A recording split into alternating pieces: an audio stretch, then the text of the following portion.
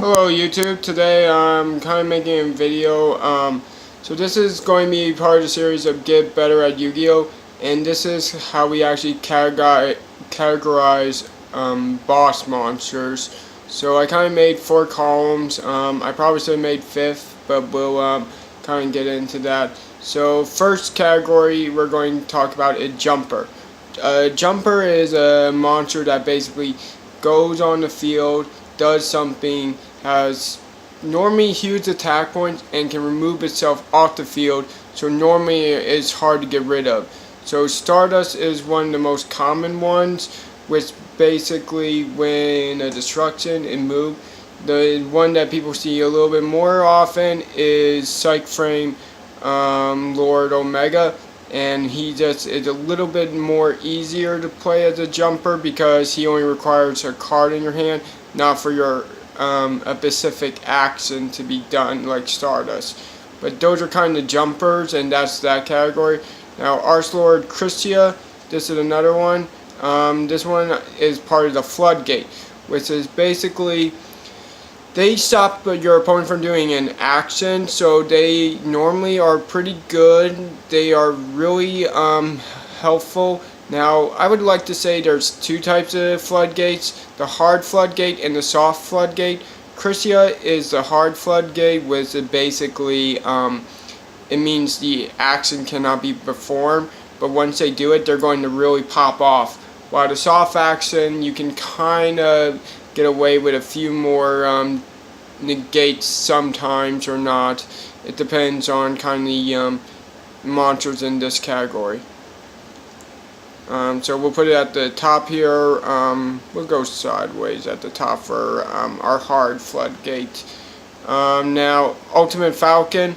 This is one of the cards we would call in our I like to class them as unkillable. Some people like to class them unaffected or towers for the Cleveland Tower. Unkillable are just, they're unaffected by stuff. They have a huge body and they are a little hard to take down. Now Zark is another one here. He's another unkillable. He's a little bit different than Ultimate Falcon, as in he is affected, but he cannot be destroyed or targeted, so he's still kind of classed as the unkillables. Now, Chimera Tech Overdragon, this monster would classify as assault monster, as normally what we call them, they like to close the game with their attack points because they have, normally assaults are, they can do a lot of damage very quickly without a lot of setup, and they can normally, sometimes they have effect damage, but a lot of times they have multiple attacks or high attack points effects. So now here's another assault one. I'm just kind of showing a few monsters to give a demonstration. This guy gets to attack twice with 4,000 attack points. That's 8,000 if monster had 0, so that's kind of how he gets that assault category. Now this one would probably count as assault, but this one also would count as the once per turn activation, which is a kind of like a spot removal or kind of a nice effect. Cards that normally classify in this one are like Dark Law, but this one is a reacting one, so he would probably class more on this side than he would on the Floodgate side. And see, now we're getting into the subcategories.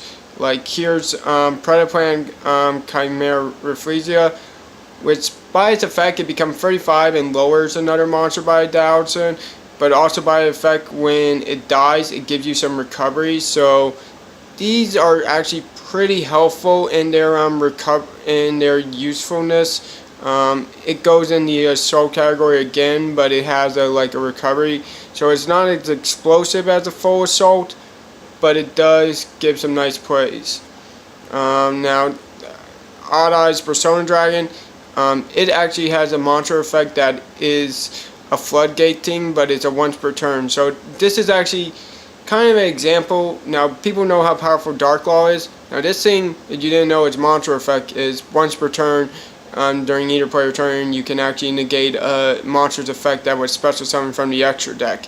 And it has 24 defense, so it has quite the body, and it can actually be a decent little stun card if you have like one or two of these out.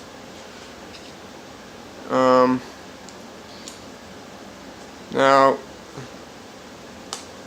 this is another kind of example. He can negate effects, but for a condition to do it during either player's turn is he require specific. So he kind of is where you're seeing another one of these floodgate, but also in the assault category. So a lot of monsters kind of nowadays is they have stronger effects, or they kind of have jump, or they kind of have mix effects. The only ones we don't see a lot of this mixing is the jumpers right here, but they're probably like one of the most powerful category, just because they're so hard to kill and so hard to like remove off the field. Like a lot of times to deal with this, you actually just have to overpower your opponent. You can't even rely on like trying to kill the monster. This guy can negate a summon once per turn, so another one kind of in there. Now this is where again, negate a summon, and he also brings out, so he kind of falls in the middle there. Now this one would probably classify as a straight floodgate, and basically like because he deals 500 every time a card is activated, so he can like burn your opponent almost for game sometimes. So we would put him as a solid. So let's go into the example of explaining like what's the most effective in terms of power, and then I'll kind of go explain where the Egyptian God cards fall into this for category, and why the Egyptian God cards are not that powerful. So Assault and Floodgate are one of the ones we see the most played often, and that's normally because they normally have such an impact on the game that you can normally win, like turn 2, turn 3, and like a lot of times with these guys you can win your game turn 2 most of the time without a problem. These guys normally set up and then you just fully counterattack. Jumpers, they tend to be a turn 3. Sometimes they're a little bit quicker, but a lot of times they're turn 3 cards. But they are really effective because of their high recovery game and their ability of putting people at a disadvantage. Now these guys, the unaffected, are probably the weakest out of the category, and I would say the reason why is because they don't stop your opponent from doing stuff. Like your opponent can still set up stuff, they can still mount a board. So if they can mount a board, they're probably going to be able to defeat your stuff and kill it. It's actually a reason why Masterpiece was so powerful, because he had the unkillable stuff, but he also had the once per turn destruction effect, making him part of this right in the middle here, which incidentally I think he might be the only one that would actually count as this bridge gap right there. While you can see here, for example, there's a ton of bridge gap between the Floodgate and the assault cards, but not too much on the unkillables or the jumpers. So that's kind of an interesting thing right there. So let's look into the Egyptian gods and kind of go into an example of why they do. So Slifer gains 1,000, and also it has a reducing. So he's kind of an assault card, but he requires free tribute, and also to summon him out effectively quickly, you might be using cards in your hand, so you might not even come out with that much cards with attack points, which kind of makes him bad as an assault card.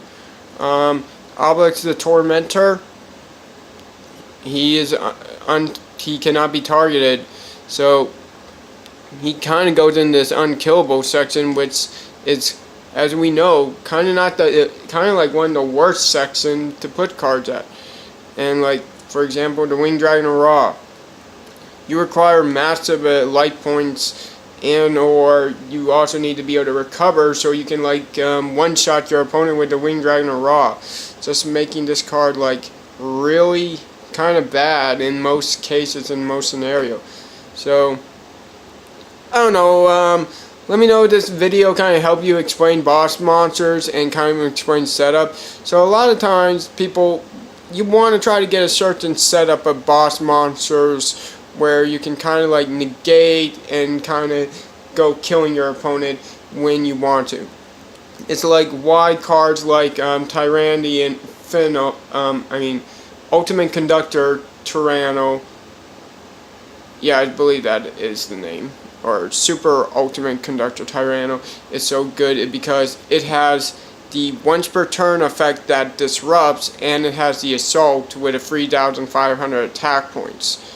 So I hope that explains a little bit about monsters and where they fit in categories and how you can expect to play them and what you might see your deck do, and try to maybe even see if you can build around that. So this is Redblood421 signing out. Have yourselves a great day. See you guys again. Bye.